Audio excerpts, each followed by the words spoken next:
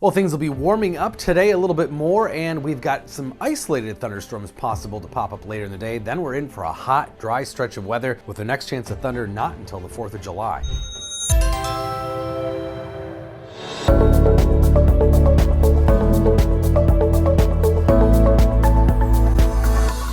So we've got some storm reports from last night. Pretty pathetic. Half-inch hail around Rice Lake.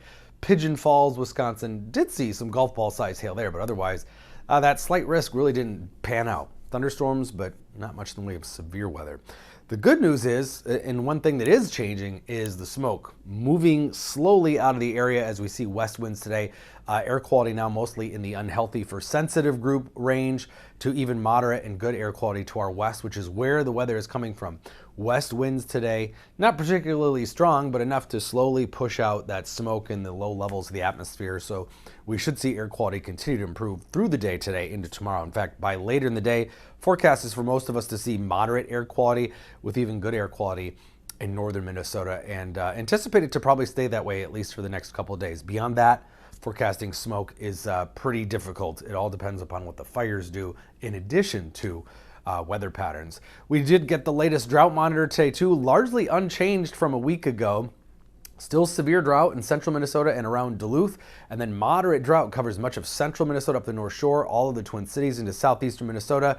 Yes, this is despite the rain. What the rain did do was kind of prevent expansion of the drought. This time of year, it is really hard to get ahead because the sun is so strong and we've been seeing such hot conditions.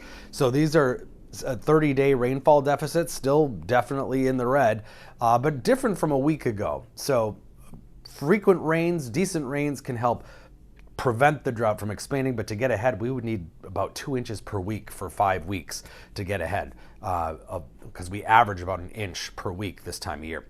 Big heat dome to our south is going to start to expand a little and push heat in our direction too.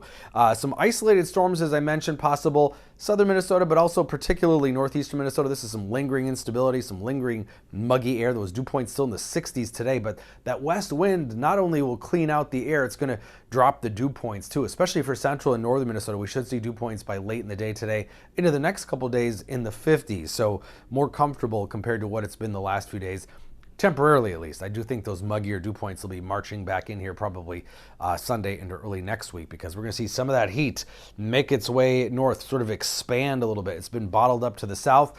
Temperatures near 90 Sunday, into the 90s, probably Monday, around 90 for the 4th of July, so it's going to be hot.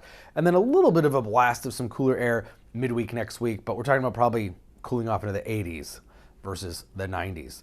But Monday does look to be the hottest day, maybe low to mid 90s in southern Minnesota, and we could see 90 degrees all the way up to the international border on Monday, except for the North Shore, of course, would be a little bit cooler there. So look for some late afternoon or evening thunderstorms today, potentially. Those will be pretty hit and miss though. Most of us will stay dry. Upper 80s, that's pretty warm, good 5 degrees above normal. Should be dry the next couple of days. Sunday's getting pretty warm, 90 degrees into the 90s Monday. Again, 4th of July looks hot, but it'll also bring the chance of some thunderstorms later in the day as that cool front comes in and drops those temperatures a bit by Wednesday.